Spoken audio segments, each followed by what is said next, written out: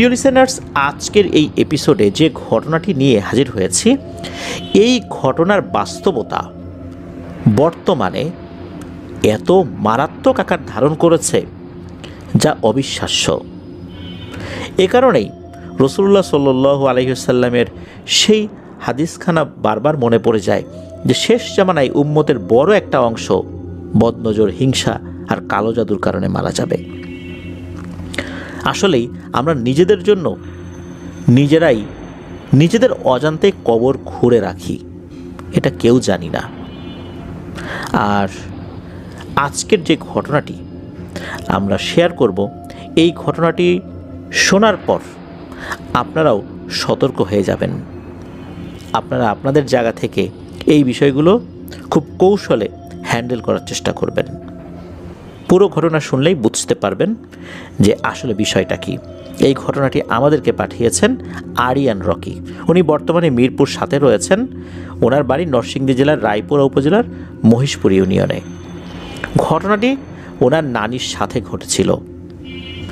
ওনার নানা যেখানে ঘরবাড়ি করেছেন সেটা হচ্ছে ভৈরবের জগন্নাথপুরে। নানুর বিয়ের পর তো নানার বাড়িতেই চলে আসছেন। তো ঘটনাটির সূত্রপাত 2010 সালের দিকে। নানির আসল বাড়ি মানে নানির বাবার বাড়ি ময়মনসিংহের উত্তরা যেই এরিয়াটা রয়েছে, এখানকার পাহাড়ি যে সাইডটা, এখানে এই একদম এক্স্যাক্ট গ্রামের নামটি আরিয়ান রকি ভাই মনে করতে পারেন না যে নানির যে বাবার যে অরিজিনাল যে বাড়িটা, ওই বাড়িটা কোন গ্রামে আর কি। হয় কি, ওই 2010 সালে জমি জমা ভাগ বাটোয়ারা সংক্রান্ত আলাপ আলোচনা হবে। নানি যাবেন সেখানে ময়মনসিংহে।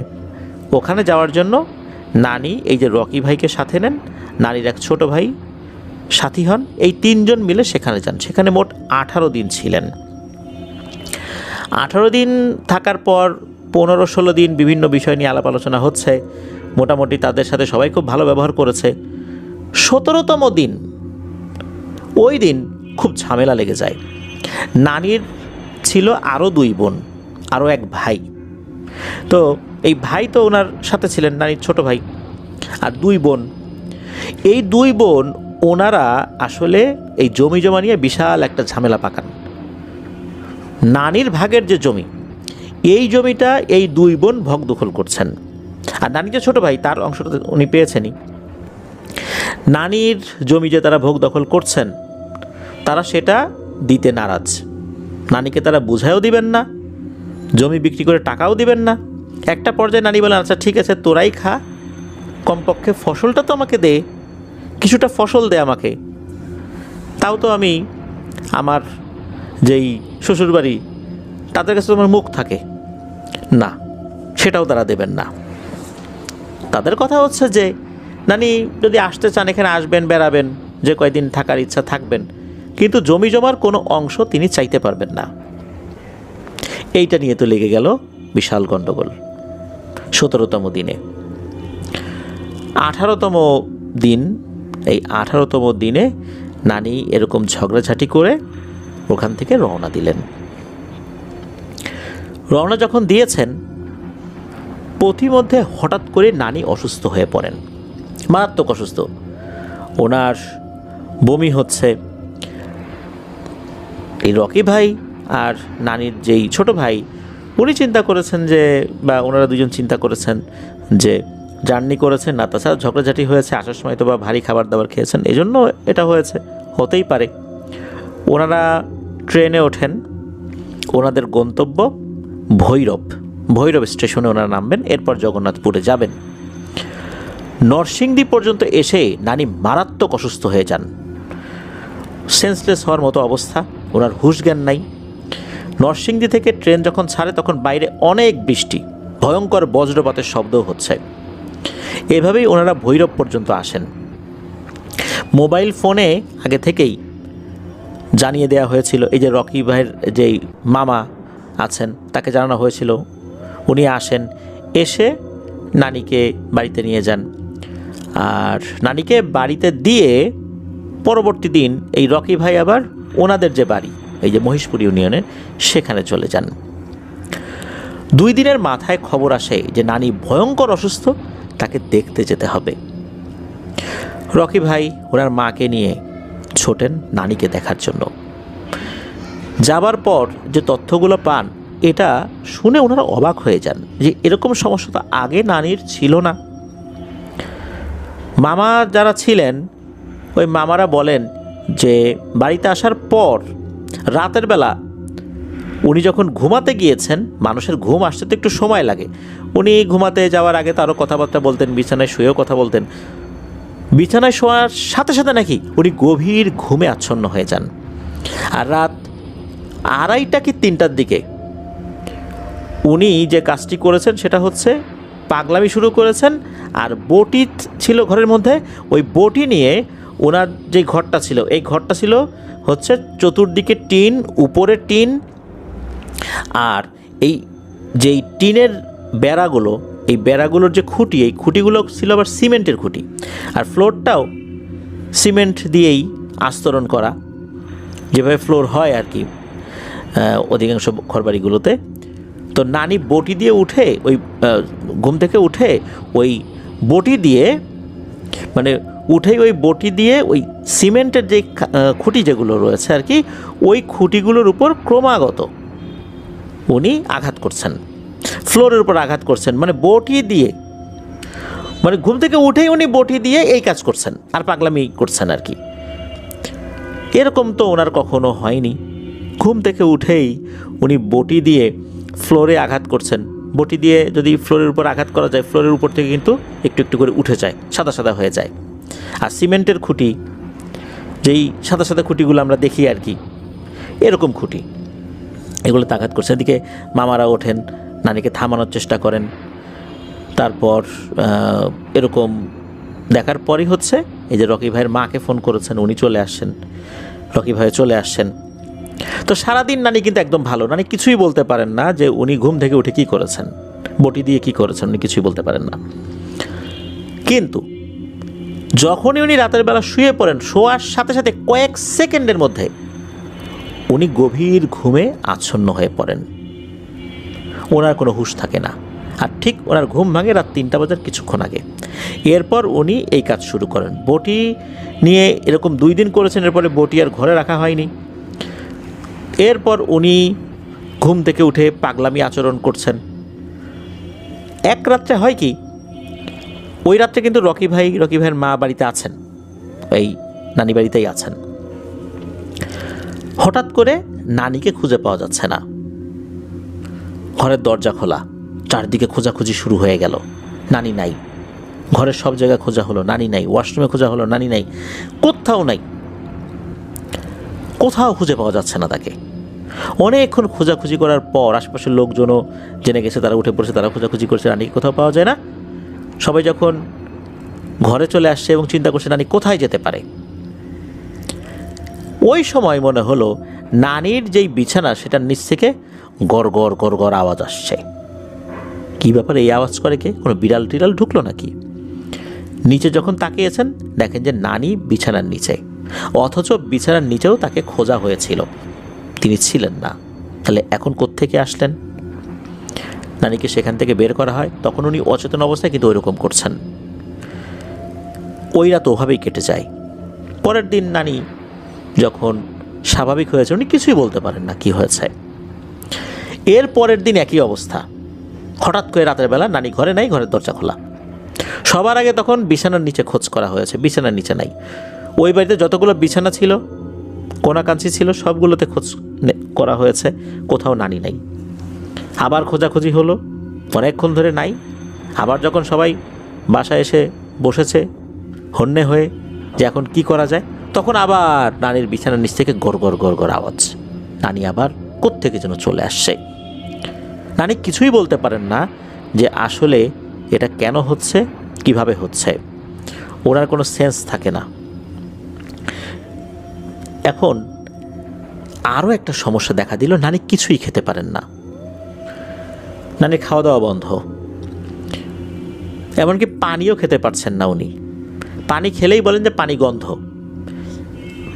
গ্রামে তো কলের পানিগুলোই মানুষ বেশি খায়, কলের পানি যেহেতু খেতে পারছেন না, পরে ওনার যে মামারা ছিলেন, মামারা চিন্তা করলেন যে কি করা যায়, তাহলে এক কাজ করি, মিনারেল ওয়াটার কিনে নিয়ে আসি। তা বাজার থেকে মিনারেল ওয়াটারের যে জারগুলো রয়েছে এই জারগুলো কিনে নিয়ে আসলেন। সেটা নানিকে খাওয়ানোর চেষ্টা করলেও নানি ওটা মুখে দিয়েই থুতু করে ফেলে দেন। যদি পানি গিলেও ফেলেন সেটা বমি করে বের করে ফেলেন, বলে পানি গন্ধ। উনি পানি খেতে পারছেন না, কোনো খাবার খেতে পারছেন না। ওই সময় ওনাদের মাথায় আসে যে এটা মনে হচ্ছে কোনো কবিরাজকে দিয়ে সমাধান করতে হবে। তো একজন কবিরাজ আসেন, তাকে নিয়ে আসা হয়। তিনি আসার পর প্রথমে ওই বাড়ির চতুর্দিকে একটু হাঁটাহাঁটি করেন, নানির ঘরে যান, আশেপাশে যান। যাবার পর উনি বলেন যে বিষয়টা আমাকে বুঝতে হবে। কেননা ওই কবিরাজ বলেন যে সাধারণত কোনো জায়গায় যদি ওনারা যান সেখানে কোনো পিশাচ শ্রেণীর জিনের যদি অস্তিত্ব থাকে ওনারা বুঝতে পারেন যে এখানে একটা অশুভ শক্তি রয়েছে। কিন্তু ওই কবিরাজ এই বাড়িতে আসার পর কোনো ধরনের কোনো অশুভ শক্তির আলামত এখনও পান নাই। তাহলে নানির কি কোনো মানসিক সমস্যা হয়েছে, অন্য কোনো রোগ হয়েছে, এইটা বুঝতে হবে কবিরাজকে। কবিরাজ বলেন যে আমি এই বাড়িতে 2-3 দিন থাকার অনুমতি চাই। আপনারা যদি অনুমতি দেন আমি বিষয়গুলো পর্যবেক্ষণ করতে চাই।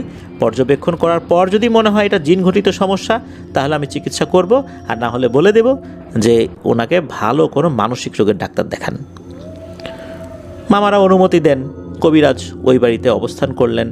কবিরাজের উপস্থিতিতেই কিন্তু রাতের বেলা সেম ঘটনাটা ঘটে। হঠাৎ করে নানি নাই ঘরে, ঘরের দরজা খোলা। নাই তো নাই।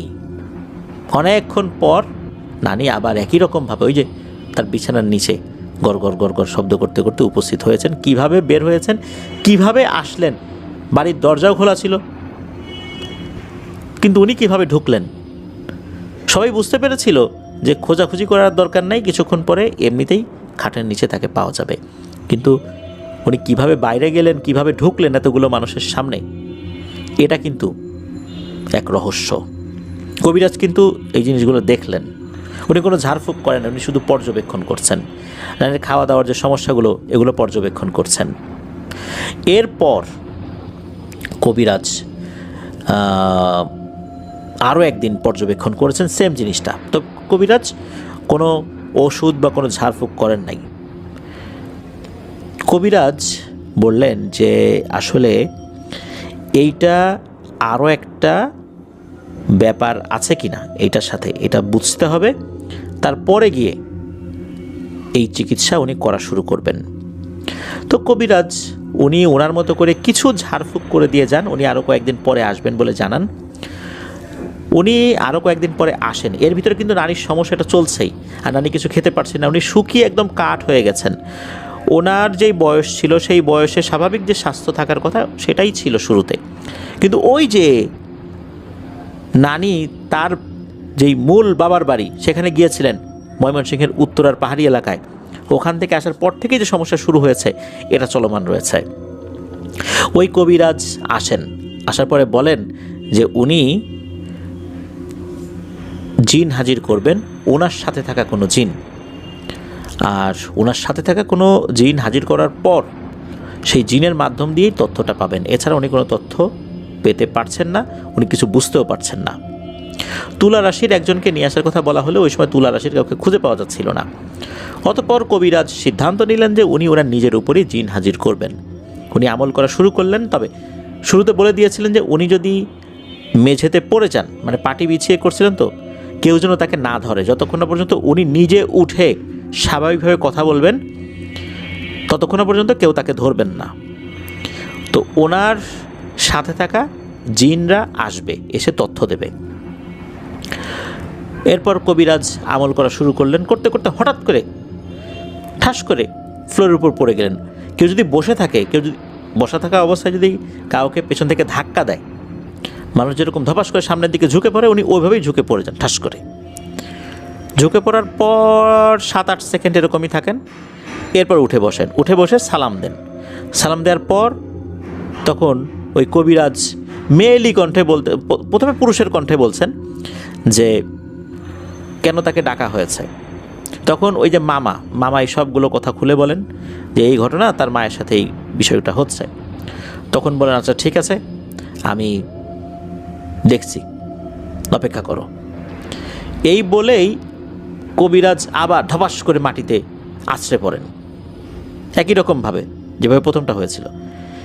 এরকম থাকে কয়েক মিনিট। এরপরে কবিরাজ আবার উঠে বসেন, উঠে বসে আবার উনি সালাম দেন, তবে এবারের কণ্ঠটা একদম মেয়েলি কণ্ঠ,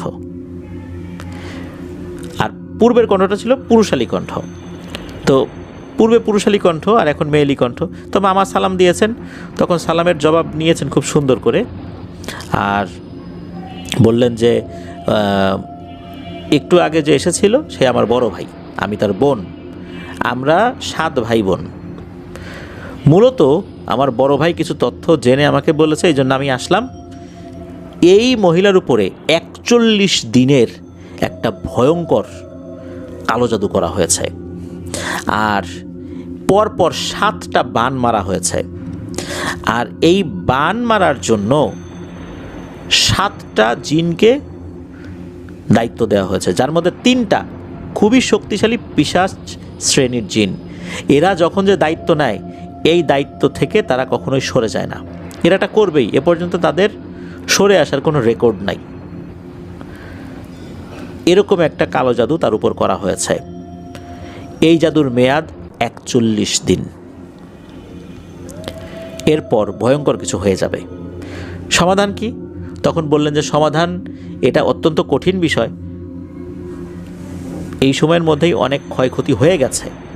তবে ওই সময়ে যেটা হয় সেটা হচ্ছে, উনি কিছু বিষয় বলেছিলেন ওই জিন, যে কি করতে হবে। উনি একটা নির্দিষ্ট সময় বলেছিলেন যে 7 নদীর পানি আনতে হবে, যেই নদীগুলো এমন যে সেদিক দিয়ে আসলে ওরকম লঞ্চ ট্রলার এগুলো ওভাবে চলে না, শুধু মাছ টাছ যদি কেউ ধরে, মানুষ স্বাভাবিক ছোটোখাটো কোনো কাজ করে, এরকম নদীর, মানে 7টা নদীর পানি আনতে হবে, 7টা কবরস্থানের পানি আনতে হবে, আর 7টা মোমবাতি আনতে হবে, এরকম কথা বলেছিলেন। আর কবিরাজ আগে থেকে বলেছিল যে এই রিচুয়ালটা করার আগে, মানে উনি যে রিচুয়াল করতে বসেছেন এটা করার আগেই কলা আনতে হবে আর মিষ্টি আনতে হবে।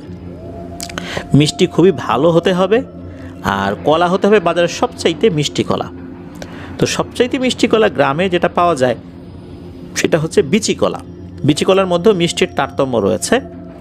আমরা ফরিদপুর অঞ্চলে এগুলোকে বিচে কলা বলি, মূলত এটা বিচি কলা। সেরকম কলা আনা হয়। প্রথমে ওই জিনকে অফার করা হয় যে আপনাদের জন্য তো মিষ্টি কলা আনা হয়েছিল, আপনারা যদি নেন আমরা খুব খুশি হব। তখন নাকি একটা মিষ্টি হাতে নেয়, হাতে নেওয়ার পরে নাকের কাছে দিয়ে একটু সেন্ট নেয়, এরপরে বলে না এই মিষ্টিটা ভালো না, এটা খাবো না, এই বলে রেখে দেয়। তখন মামা বলে যে তাহলে কলাটা খান। কলাটা হাতে নেয়, স্বাভাবিকভাবেই ছোলে, তবে ছোলার প্রক্রিয়াটা একটা বাচ্চা মানুষরা যেভাবে কলা ছোলে ঠিকমতো বড়দের মতো করে ছুলতে পারে না, ওইভাবেই ছোলে। ছোলার পর কি করে, বিশাল বড় এক হাঁ করে পুরো কলাটা মুখের মধ্যে ঢুকিয়ে দেয়। ঢুকিয়ে দেওয়ার পরপরই, মানে 2 সেকেন্ড পরই ওই কলাটা আবার বাইরে থু করে ফেলে দেয়, বলে এই কলা টক। মামা বলে যে টক কীভাবে টক হলো, এটা তো বাজারে সবচেয়ে মিষ্টি কলা। বলে এটা আমাদের কাছে টক মনে হয়েছে, এটা খাওয়া যাবে না। তবে মিষ্টিটা কেন খেতে পারলাম না, কলাটা কেন টক মনে হলো, এর পিছনে অন্য কোনো কারণ থাকতে পারে।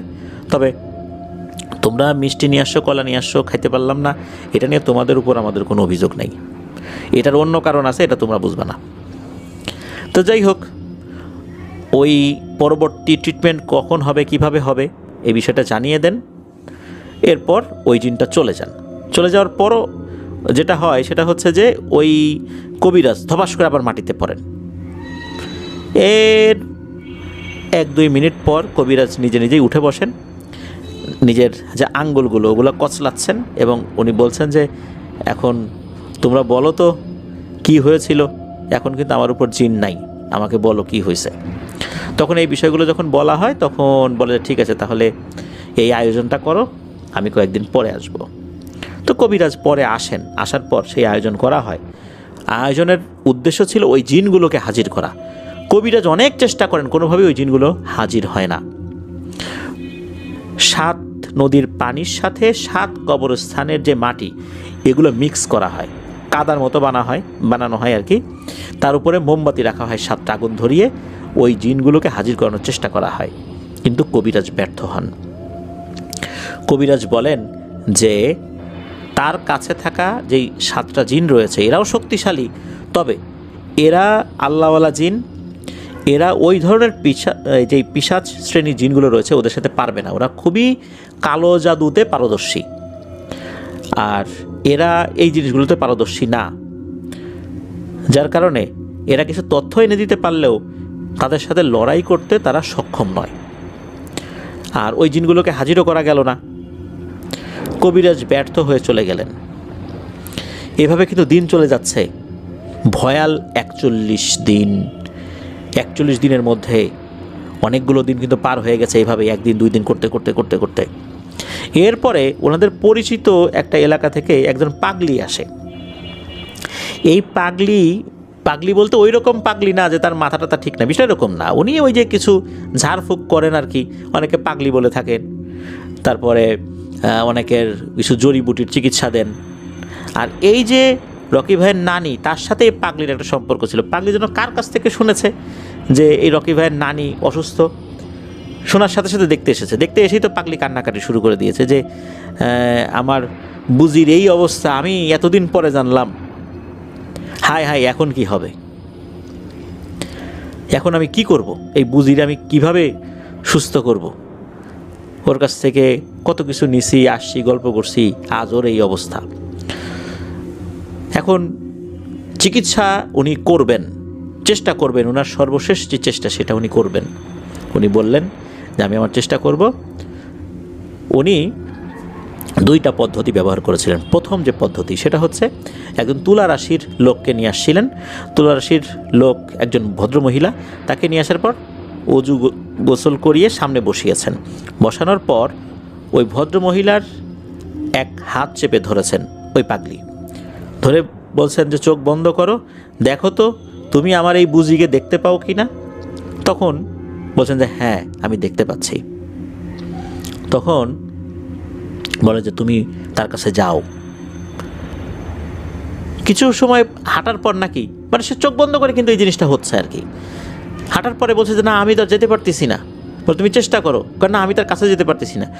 তো বলে তুমি বুজিকে জিজ্ঞেস করো তো তার কি সমস্যা। বলে যে সে কোনো কথা বলতে পারতেছে না। তখন ওই বলে যে আচ্ছা ঠিক আছে, তুমি আবার পেছন দিকে সরে আসো। এরপরে ওই পাগলি ওই ভদ্রমহিলার হাত ছেড়ে দেন।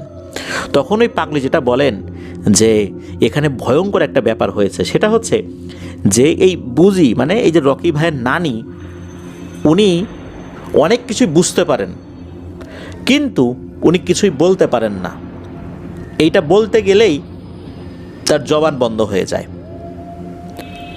আর অনেক ভালো ভালো কথা, এই কথাগুলো উনি শুনতে পারেন না, কারণ ওই দুষ্টু জিনেরা এই কাজটা করে। কোন কাজ করলে ভালো হবে না হবে এটা উনি শুনতে পারেন না। আর কোনো কিছু বলতে গেলে তার জবান বন্ধ করে দেয়, এজন্য উনি বলতেও পারেন না। আর সময় আছে আর মাত্র 4 দিন। উনি বলেন যে 41 দিন আসতে আর মাত্র 4 দিন বাকি। 39 দিন হয়ে 39 দিন না, মানে আরও 37 দিন হয়ে গেছে আর কি, আর 4 দিন আছে। বলেন যে এখন আমি কি করি এই অল্প সময়ের মধ্যে।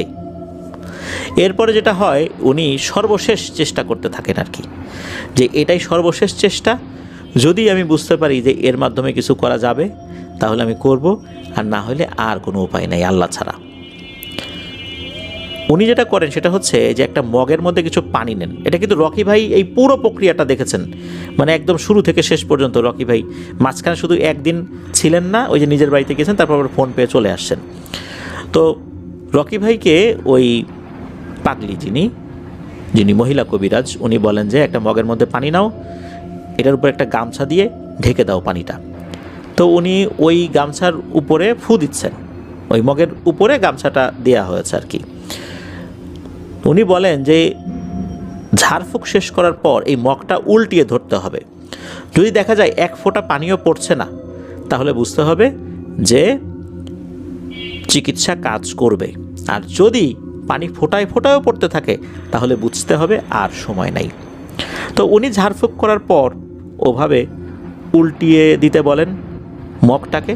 যখন উল্টিয়ে দেওয়া হয় তখন এই রকি ভাই নিজেও দেখছিলেন এবং উপস্থিত অনেকেই দেখছিলেন যে ফোঁটায় ফোঁটায় পানি পড়া শুরু হয়েছে।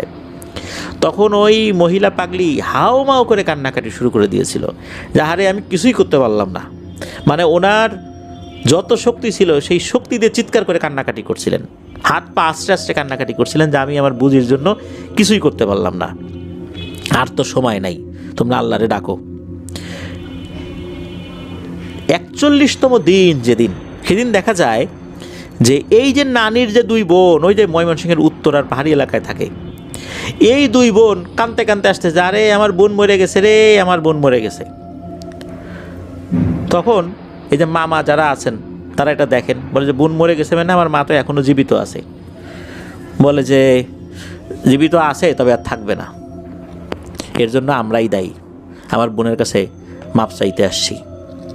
তো তারা নানির কাছে যান। নানি তো কথা বলতে পারছিলেন না, এতটা অসুস্থ ওনার, আর আসলে উনি তো পানিও খেতে পারতেন না, ওনার আর কোনো কথা বলার অবকাশ ছিল না, একদম শুকিয়ে কাঠ হয়ে গিয়েছিলেন, জীবন্ত কঙ্কাল। তখন ওই বোনের কাছে গিয়ে তারা হাউমাউ করে কান্নাকাটি করে মাফ চেয়েছিলেন যে বোন, আমরা অন্যায় করছি, বুঝতে পারি নাই, সম্পত্তির লোভে আমরাই এই কাজ করছি, তোমাকে মেরে ফেলার জন্য 41 দিনের বান মারছিলাম, পরপর 7টা বান তোমাকে মারা হয়েছে, আমরা এর জন্য দায়ী, আমাদেরকে মাফ করে দাও।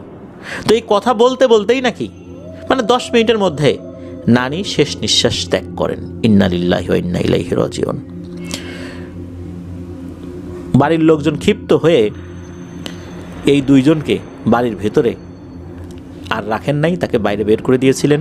নারীর গোসল, দাফন কাফন সব কিছু সম্পন্ন হয়। এই দুই বোন চলে যায়। পরবর্তীতে এই দুই বোন আবার এই যে রকি ভাইয়ের মায়ের কাছে আসে, এসে তারা একটা প্রস্তাব দেয় যে তারা তো অন্যায় করেছে, তাদের বোনের সম্পত্তি তারা ভোগ দখল করার জন্য এই ভয়াল 41 দিনের মরণ বান মেরেছে। তারা প্রস্তাব দেয় যে বোনের সম্পত্তি তারা আর রাখবে না, এই সম্পত্তি যেন রকি ভাইয়ের মাকে যেন বুঝিয়ে দিতে পারে, সেই জন্যই তারা এসেছে। এই সম্পত্তি বুঝে নেওয়ার জন্য রকি ভাইয়ের মা যেন সেখানে যান। যেহেতু ওনারা দুজন আসছেন, আসার পর সবার আগ্রহ কিভাবে তারা এই কাজটা করলো এই বিষয়ে যখন জানতে চান, তখন তারা বলেন যখন বোন রাজি হচ্ছিল না কোনোভাবেই, তার সম্পত্তি লাগবেই অথবা ফসল লাগবে, এই জিনিসটা তারা দেবে না, তখন তারা তাদের পরিচিত এক তান্ত্রিকের কাছে যান। তান্ত্রিক তখন তার কাছে থাকা ভয়ঙ্কর পিশাচ শ্রেণীর 3টি জিনসহ মোট 7টি জিনকে দিয়ে একটি কাটা গাছ, মানে এটা যে আসলে কী গাছ, সেই গাছে কাটা রয়েছে, এই কাটা গাছের উপরে, কাটাযুক্ত গাছের উপরে বান মারান। এই ধরনের বান মারা হলে এই গাছটি 41 দিনের ভিতরে মারা যায়।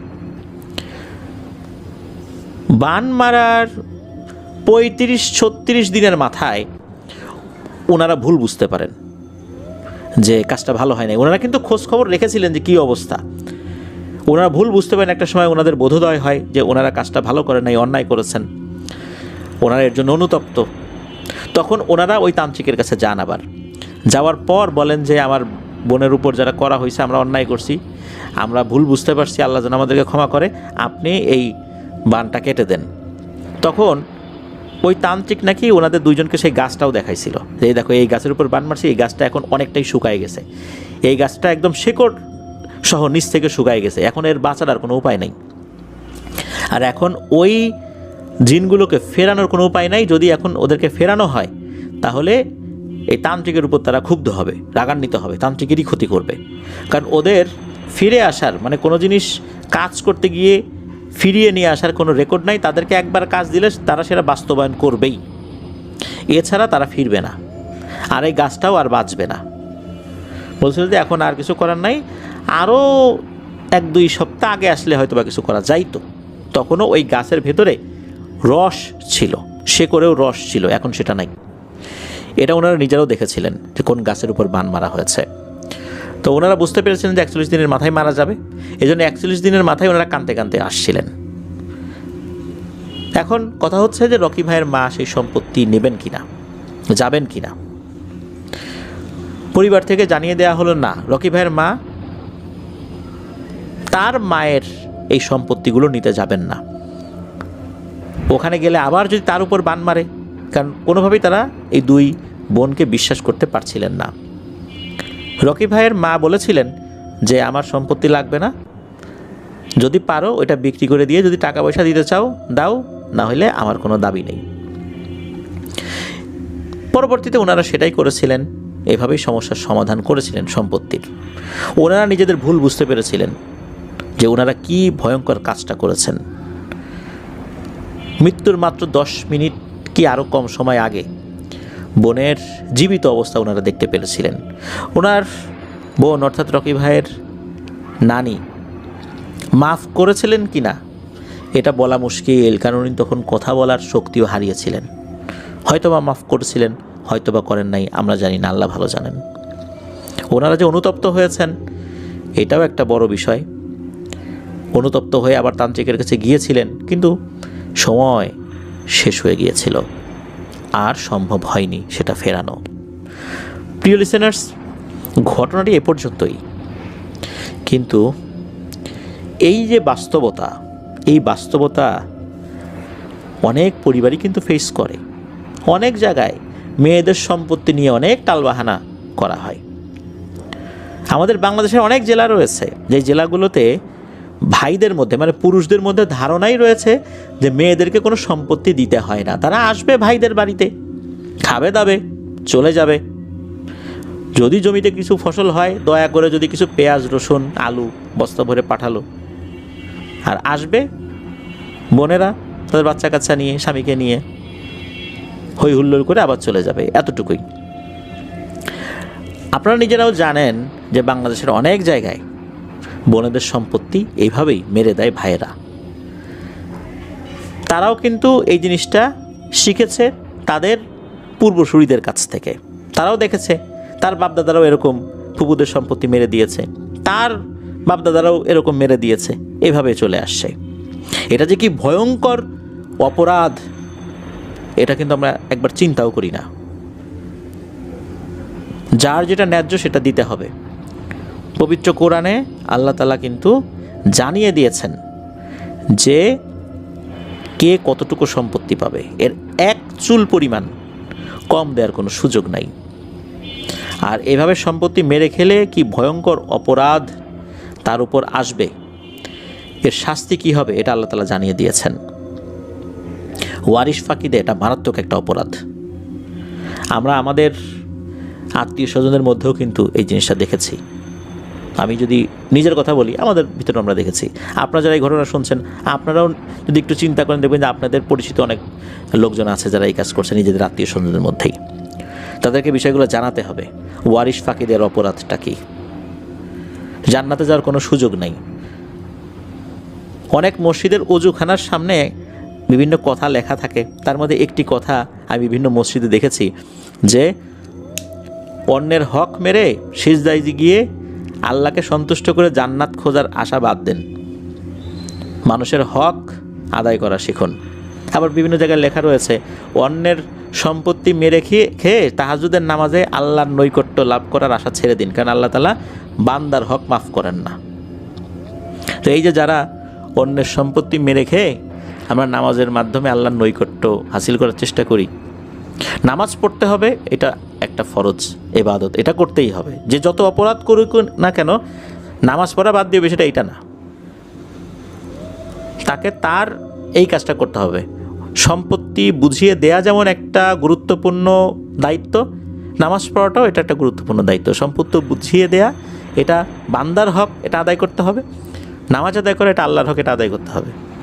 কেউ এটা আদায় করে নাই মানে এই না যে সে নামাজ পড়বে না, জাস্ট তাকে স্মরণ করিয়ে দেয়া যে আপনি নামাজ পড়ছেন, আপনার উপর কিন্তু এরকম একটা অর্পিত দায়িত্ব আছে যেটা আপনি পালন করেন নাই। এটা পালন না করে আল্লাহ কিন্তু আপনাকে ধরবেন, ক্ষমা করবেন না, কারণ এটা বান্দার হক। এটা জাস্ট স্মরণ করিয়ে দেয়া। আলেমরা বলেন যে যত অপরাধী করুক না কেন নামাজ বাদ দেওয়া যাবে না। এইটা অন্যান্য ফরজ ইবাদতের মতো এইটা একটা ইবাদত, এটা করতেই হবে। আল্লাহ আমাদেরকে বুঝার তৌফিক দান করুন। প্রিয় লিসেনার্স, আজকের এপিসোড এ পর্যন্তই। আল্লাহ তাআলা আরিয়ান রকি ভাইয়ের নানিকে জান্নাতুল ফেরদৌসের উচ্চ মাকাম দান করুন, তার ভুল ত্রুটিগুলো ক্ষমা করুন। যারা এই কাজ করেছেন আল্লাহ তাআলা তাদেরকেও ক্ষমা করুন, যেহেতু ওনারা ভুল বুঝতে পেরেছিলেন, ক্ষমা চেয়েছিলেন। আর যেন এই কাজ কেউ না করে, আমাদের লিসেনারদের মাধ্যমে এই মেসেজটা যেন আমরা সকলের কাছে পৌঁছে দিতে পারি, এই জন্য এই ভিডিওর লিঙ্কটা বেশি বেশি করে শেয়ার করে দেবার অনুরোধ করছি, যাতে করে অনেকেই আজকের এই ঘটনাটি শুনতে পারেন। ভৌতিক এই ঘটনার মাধ্যমে যেন আমরা আমাদের আধ্যাত্মিক উন্নতিটা করতে পারি, যে মেসেজ এই ঘটনার মধ্যে ছিল সেটা যেন মানুষের কাছে পৌঁছাতে পারি, এই জন্য এই ভিডিওর লিঙ্কটা বেশি বেশি করে শেয়ার করে দেবার অনুরোধ করছি। আজকের এপিসোড এ পর্যন্তই। আসে সোমবার হরর নাইটের নতুন আরও একটি এপিসোড নিয়ে ইনশাল্লাহ হাজির হব। সবাই ভালো থাকবেন, সুস্থ থাকবেন। আমার জন্য দোয়া করবেন, আমার পরিবারের জন্য দোয়া করবেন, আপনাদের জন্য দোয়া রইল, আপনাদের পরিবারের প্রত্যেকের জন্য দোয়া রইল। মহান আল্লাহ সুবহানাহু ওয়া তাআলা আমাদেরকে ভালো রাখুন, সুস্থ রাখুন, নিরাপদে রাখুন।